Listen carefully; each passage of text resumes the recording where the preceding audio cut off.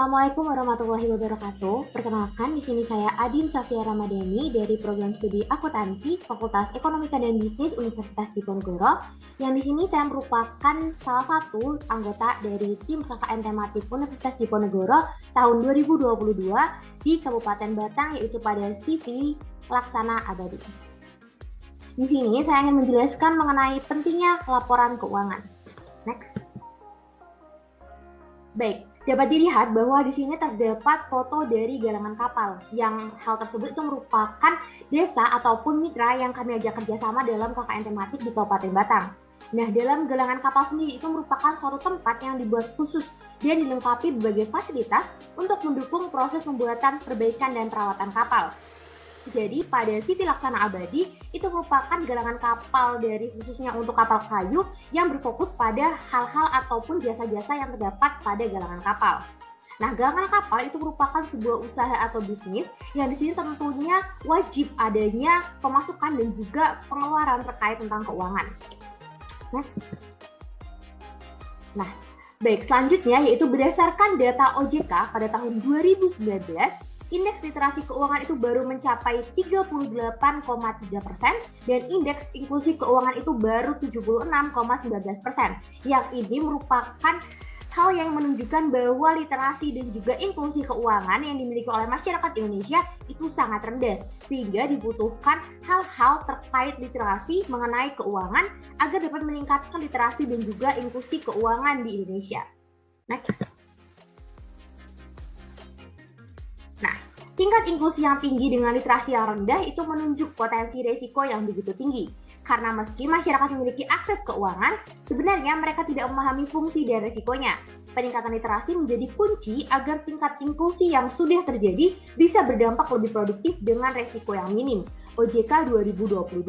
Dengan di sini dapat ditunjukkan bahwa tingkat inklusi yang tinggi dengan literasi yang rendah itu menunjukkan potensi risiko yang begitu tinggi. Nah, risiko ini tentunya dapat kita rendahkan ataupun dapat kita kurangi dengan bisa meningkatkan literasi keuangan yang ada di Indonesia. Next.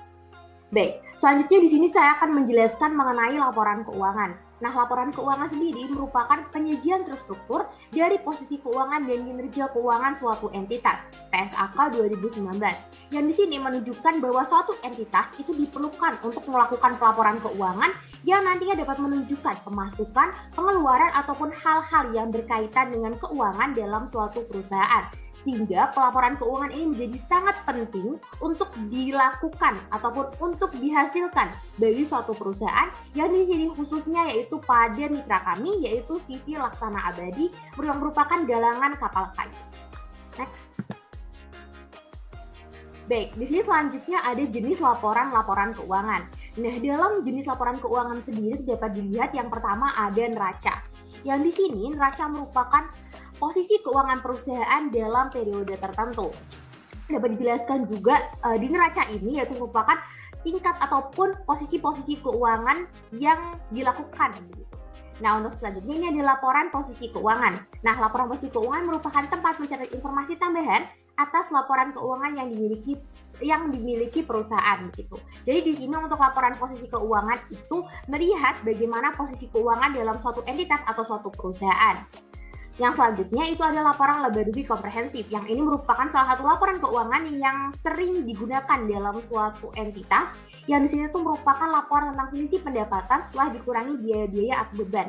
Nah, seperti yang kita ketahui bahwa laba rugi ini tentunya sangat dicari ataupun sangat penting bagi perjalanan suatu bisnis, suatu entitas, sehingga laporan laba rugi komprehensif ini tentunya sangat penting untuk dimiliki suatu perusahaan yang khususnya di sini merupakan CV Laksana Abadi. Nah, selanjutnya itu ada laporan perubahan ekuitas.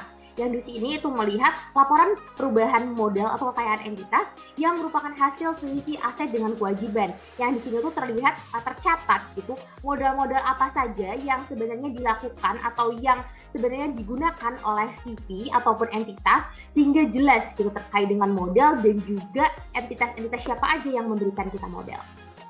Next. Baik. Di sini selanjutnya kita akan melihat nih, apa saja sih manfaat laporan keuangan bagi milik usaha ataupun bisnis. Nah, seperti yang saya sudah jelaskan sebelumnya bahwa laporan keuangan ini memiliki banyak manfaat penting bagi pemilik perusahaan maupun bagi perusahaan tersebut sendiri.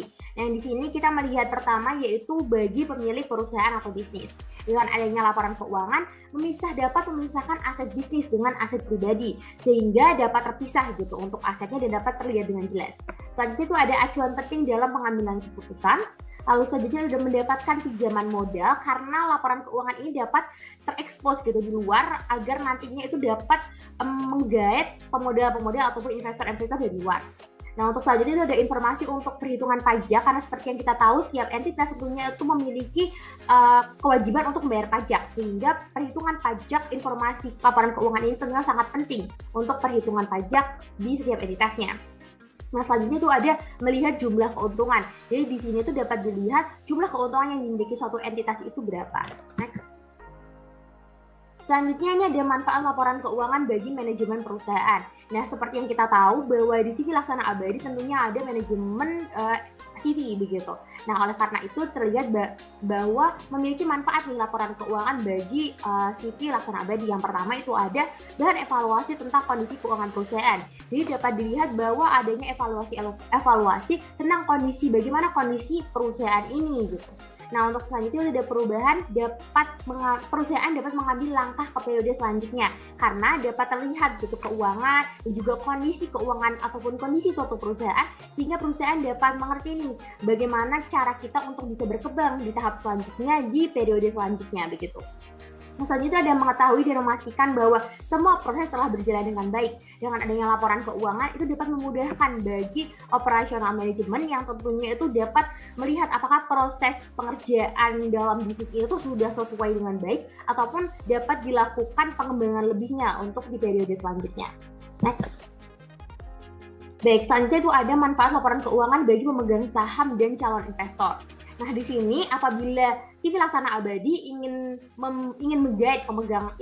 menggait para investor ataupun ingin melakukan saham gitu maupun ingin memberikan lembaran saham gitu kepada orang lain. Nah, di sini tuh terdapat berbagai macam manfaatnya. Yang pertama yaitu ada mengetahui nilai keuntungan atau laba bersih perusahaan gitu. Dengan adanya laporan keuangan ini, para investor itu dapat melihat nilai keuntungan dan juga laba bersih dari CV Laksana Abadi gitu.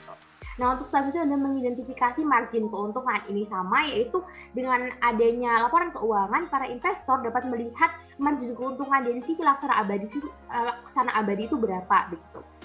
Nah, selanjutnya itu ada mengetahui potensi penjualan. Nah, seperti yang kita tahu, dengan adanya laporan keuangan, potensi penjual itu dapat terlihat dengan jelas, sehingga calon investor ataupun calon pemegang saham tentunya dapat mengetahui potensi dari perusahaan tersebut. Nah, selanjutnya itu ada menganalisis perputaran utang dan juga piutang.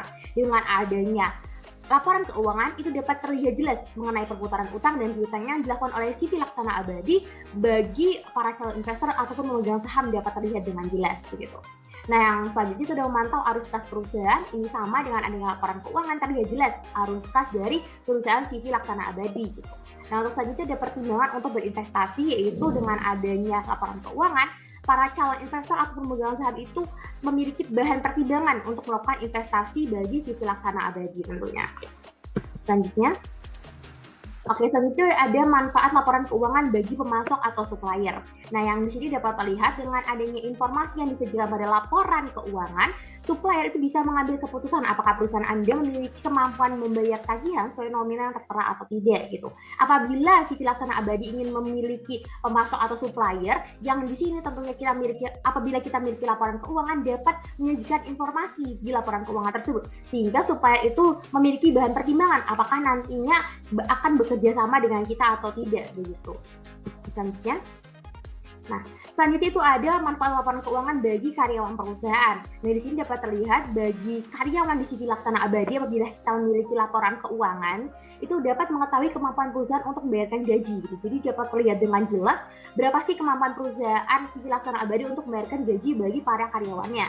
Nah, selanjutnya ada membantu pihak perusahaan untuk bekerja sama dengan karyawan terkait pembayaran di masa-masa sulit bisnis begitu. Jadi apabila terjadi kondisi-kondisi tertentu di CV Laksana Abadi, perusahaan ataupun karyawan-karyawan perusahaan itu dapat mengetahui dengan jelas kondisi tersebut begitu. Selanjutnya Nah, selanjutnya ada manfaat laporan keuangan bagi pemberi pinjaman atau kreditor. Nah, apabila dari sisi laksana abadi ingin mendapatkan pinjaman dari kreditor ataupun dari pihak yang lain gitu, dengan adanya laporan keuangan itu dapat memberikan informasi tentang kondisi keuangan dari sisi laksana abadi itu tentunya yang akan memberi manfaat kepada kreditor sebagai bahan acuan untuk menolak ataupun menyetujui pinjaman yang diajukan. Jadi menyesuaikan dengan informasi yang didapatkan tersebut. Selanjutnya selanjutnya itu manfaat laporan keuangan bagi pemerintah begitu. Nah, di sini terlihat dengan adanya laporan keuangan itu dapat memberikan keuntungan bagi pemerintah gitu. Nah, yang pertama itu terlihat dari masalah penting terkait kewajiban pajak seperti penggelapan pajak yang akan terkait masalah hukum atau mengurangi pajak tertanggung yang justru akan memberi keuntungan pada bisnis begitu. Jadi, dengan adanya laporan keuangan di sisi laksana abadi tentunya dapat memberikan keuntungan ataupun kemudahan bagi pemerintah yang di sini khususnya di Kabupaten Batang begitu. Selanjutnya ada manfaat laporan keuangan bagi masyarakat gitu. Nah, bagi masyarakat itu informasi keuangan perusahaan yang baik dapat membantu masyarakat menyediakan info atau tren perkembangan terakhir tentang rangkaian aktivitas perusahaan. Jadi masyarakat dapat mengetahui dengan jelas bagaimana kondisi dari perusahaan itu sendiri yang nantinya itu dapat melihat apakah memiliki potensi atau tidak, apakah didukung atau tidak gitu dari sudut pandang masyarakat gitu. Selanjutnya, di sini terdapat dampak jika tidak membuat laporan keuangan. Apabila si pelaksana abadi tidak membuat laporan keuangan, ini di sini terdapat dampak-dampaknya. Gitu.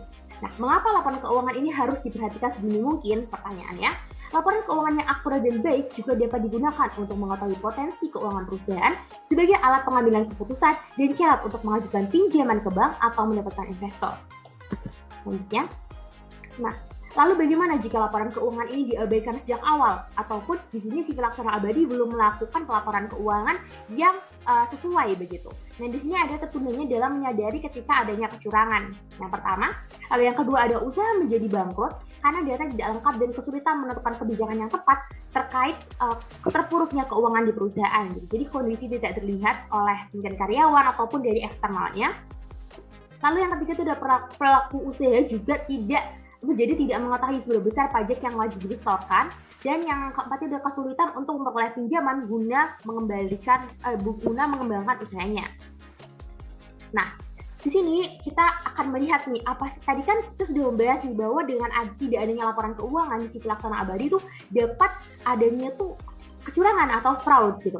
Nah, fraud atau kecurangan di Indonesia sendiri itu sangat tinggi kasusnya. Dan di sini terdapat 239 kasus fraud yang terjadi di Indonesia di tahun 2019. Yang ini tentunya tidak rendah gitu untuk jumlahnya. Nah, di sini tuh dapat terlihat total kerugiannya sangat besar dengan juga 38,5% kasus dengan jumlah kerugian lebih dari sama dengan 1 miliar. Tentunya itu tidak merupakan jumlah yang sangat sedikit gitu. Nah, di sini dapat terlihat gitu. Apa aja sih bentuk-bentuk kecurangan atau fraud yang terjadi? Yang pertama itu ada korupsi, yang kedua itu ada penyalahgunaan aset, dan yang ketiga itu ada fraud terkait dengan laporan keuangan gitu. Selanjutnya, nah ini juga dapat dilihat nih bagaimana ataupun kayak 4 media pengungkapan fraud yang terbanyak. Nah, di sini dapat terlihat bahwa fraud atau kecurangan dapat dikurangin dengan adanya laporan keuangan. Yang di sini dapat terlihat ada 38,9% yang di sini tuh menjadi pengungkap fraud yang terbanyak gitu. Jadi di sini laporan keuangan saya tekankan lagi menjadi sangat penting di sisi laksana abadi untuk nantinya itu bisa menghindari hal-hal negatif yang tidak diinginkan begitu, baik dari internal, baik dari eksternal yang tentunya itu dapat memudahkan perusahaan gitu. Dan ini ada yang lain, ada audit internal lainnya dan juga ada audit eksternal untuk tambahan. Selanjutnya, nah, seperti yang sudah saya katakan kembali bahwa di sini sivil laksana abadi itu sangat penting untuk perusahaan sivil laksana abadi membuat laporan keuangan begitu, yang tentunya dapat memberikan manfaat dan juga dapat memberikan keuntungan baik itu dari hubungan maupun hal-hal lain dalam perusahaan yang tentunya belum dirasakan oleh sivil laksana abadi dengan sebelum adanya laporan keuangan begitu. Selanjutnya, Oke, di sini terdapat kata-kata penutup terakhir dari saya, yaitu di sini penakut tidak pernah memulai, kecundang tidak pernah menyelesaikan, dan pemenang tidak pernah berhenti dari Jack Ma. Yang terakhir itu ada saat kamu gagal, kamu hanya perlu memulai lagi dengan cara yang lebih cerdas dari Henry Fromm. Ya ini terlihat bahwa kita harus bisa mampu untuk berkembang sesuai dengan kemampuan yang ada, yang tentunya ini dapat memberikan manfaat-manfaat baik bagi perusahaan ataupun bagi diri kita sendiri. Selanjutnya, oke baik, mungkin sekian. Terima kasih dari saya, terima kasih juga atas perhatiannya.